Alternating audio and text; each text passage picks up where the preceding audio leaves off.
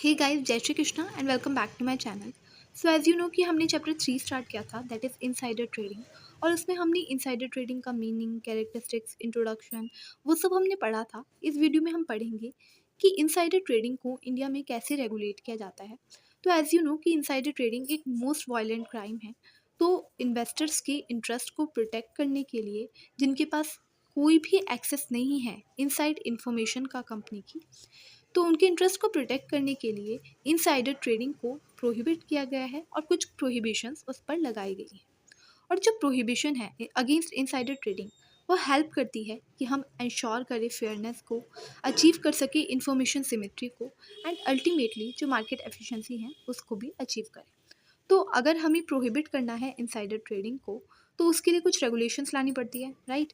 तो सेबी रेगुलेशंस लाई गई 1992 में इनसाइडर ट्रेडिंग को प्रोहिबिट करने के लिए, और कुछ अमेंडमेंट्स भी की गई 2002 में, ताकि जितनी भी फ्रॉडुलेंट प्रैक्टिस की जा रही है इनसाइडर ट्रेडिंग से रिलेटेड वो ख़त्म की जा सके, और जो भी पर्सन इनसाइडर ट्रेडिंग जैसी एक्टिविटीज़ को परफॉर्म कर रहा है उसको गिल्टी किया जा सके, यानी उसको गिल्टी माना जा सके। तो अगर हमें सेबी रेगुलेशंस को पढ़ना है तो उससे पहले हमें ये पता होना चाहिए कि सेबी होता क्या है।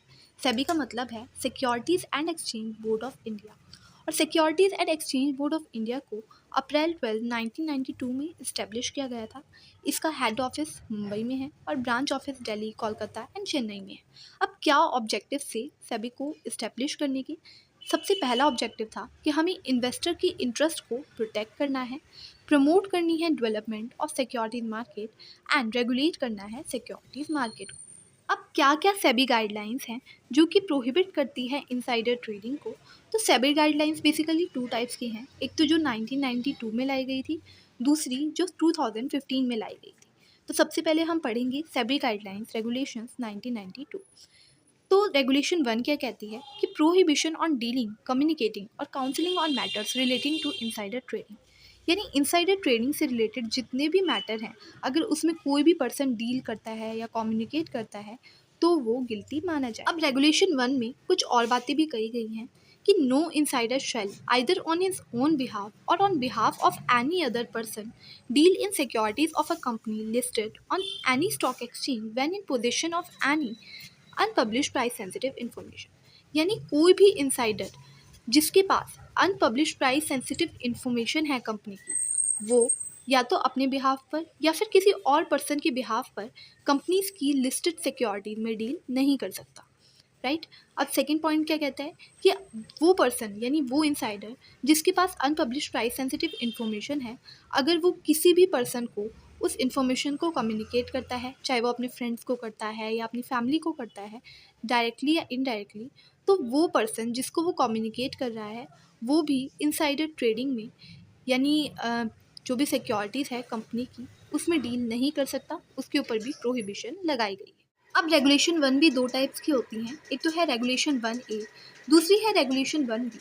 रेगुलेशन 1A क्या कहती है कि कोई भी कंपनी जिसको दूसरी कंपनी की अनपब्लिश प्राइस सेंसिटिव इन्फॉर्मेशन का पता है, वो उसकी लिस्टेड सिक्योरिटीज़ में डील नहीं कर सकती।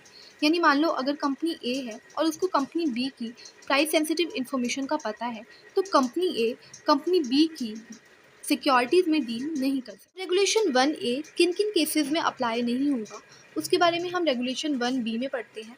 तो सबसे पहला केस है कि अगर कंपनी के अगेंस्ट कोई भी प्रोसीडिंग्स की गई है या फिर कार्रवाई की गई है जो कि रेगुलेशन 1A से रिलेटेड है, और इसमें ये कहा गया है कि कंपनी के पास अनपब्लिश प्राइस सेंसिटिव इन्फॉर्मेशन है और उसके बिहाफ पर सिक्योरिटीज़ में कोई और पर्सन डील करता है, यानी ऑफिसर और एम्प्लॉय जो कि कंपनी ने अपॉइंट कर रखा है वो डील करता है। तो उन केसेस में क्या क्या केसेस आएंगे? सबसे पहला कि the decision to enter into the transaction or agreement was taken on its behalf by a person or person other than the officer or employee, यानी जो डिसीजन है ट्रांजैक्शन में एंटर करने का या फिर कंपनीज की सिक्योरिटीज़ में डील करने का, वो किसके बिहाफ पर लिया गया है? वो किसी और पर्सन के बिहाफ पर लिया गया है जो कि ना ही ऑफिसर है और ना ही एम्प्लॉय है। तो उस केस में कंपनी को इनोसेंट माना जाएगा। दूसरा क्या केस है कि जो कंपनी है, such company has put in place such system or procedure that the person who enter into transaction in securities on behalf of the company cannot have access to the information, यानी company के पास कुछ ऐसे system और procedure है जिससे जिस person को उसने अपॉइंट किया था, या फिर जैसे हम कह सकते हैं कि जिस पर्सन को उसने अपॉइंट किया था, जो कि ऑफिसर था या एम्प्लॉय था, कि वो उसके बिहाफ पर कंपनी की जितनी भी सिक्योरिटीज़ है उसमें डील करे, और उस पर्सन को पता नहीं लगा प्राइस सेंसिटिव इन्फॉर्मेशन का, और उसने डील किया है कंपनीज़ की सिक्योरिटीज़ में। तो उस केस में किसको लायबल माना जाएगा?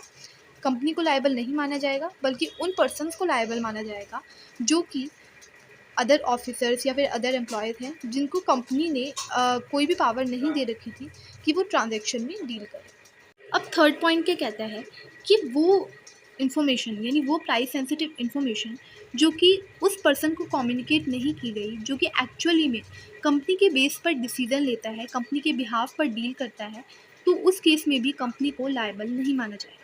और फोर्थ पॉइंट क्या कहता है कि जो इन्फॉर्मेशन है वो कम्युनिकेट नहीं की गई, और ना ही कोई एडवाइस ली गई उस पर्सन से जो कि एक्चुअली कंपनी का ऑफिसर है और कंपनी की सिक्योरिटीज़ में डील करता है, तो उस केस में भी कंपनी को लायबल नहीं माना जाएगा, और ना ही रेगुलेशन 1A अप्लाई हो। रेगुलेशन 1B का पॉइंट 2 क्या कहता है कि अगर कंपनी के अगेंस्ट जितनी भी कार्रवाई हुई है रेगुलेशन 1A के अकॉर्डिंग, उसमें ये पता लगता है कि जो प्राइस सेंसिटिव इन्फॉर्मेशन है वो कंपनी ने सेबी गाइडलाइंस के अकॉर्डिंग यूज़ की है, और कंपनी की दूसरी कंपनी के जो शेयर्स हैं उनको सेबी गाइडलाइंस के अकॉर्डिंग परचेज़ किया है, तो उस केस में उस कंपनी को लायबल नहीं माना जाता। देन हम बात करते हैं कि रेगुलेशन 2 क्या कहती है।